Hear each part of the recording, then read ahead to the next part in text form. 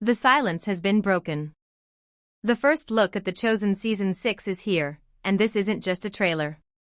It feels like the calm before an earthquake. From its very first frame, the message is unmistakable. This is the chapter everything has been building toward. Not over years. Not over seasons. But over centuries of storytelling. Season 6 doesn't expand outward. It narrows in. Almost the entire season unfolds across a single, relentless stretch of time, the final hours before the crucifixion. And instead of spectacle, we're given stillness. Instead of triumph, we're given tension. Welcome back to Cineverse Hub, where stories aren't just watched, they're experienced. This trailer shifts the visual language completely.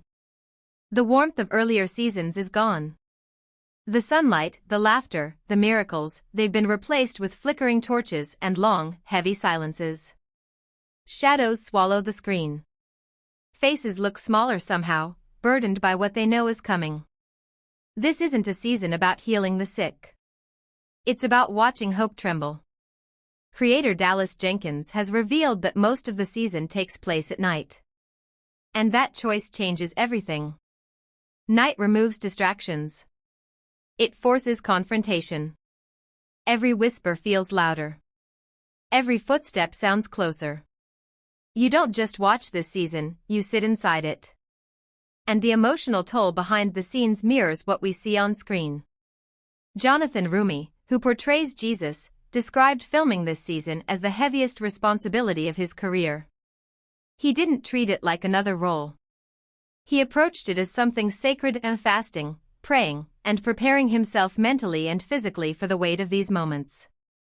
The journey to the cross wasn't filmed as a single dramatic leap. It was a slow descent. One step heavier than the last. Elizabeth Tabish, who plays Mary Magdalene, shared that many of her tears weren't scripted. Watching the crucifixion scenes unfold, even staged, felt painfully real.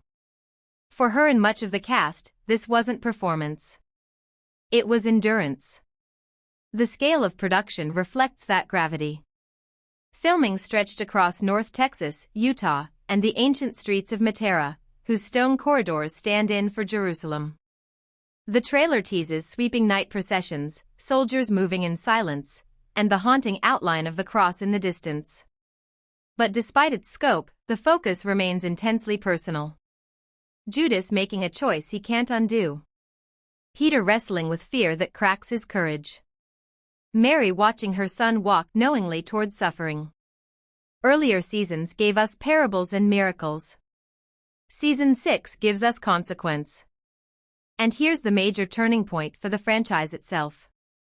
The season will stream episodically on Amazon Prime Video throughout 2026. But the crucifixion won't simply be another episode in your queue. The finale is planned as a full theatrical release, an event meant to be experienced collectively, not casually. The resurrection story that follows will also receive a theatrical debut, signaling something bigger than a streaming strategy. This series is evolving into shared cinematic history. The trailer hints at fragments of the Last Supper. A kiss in the dark.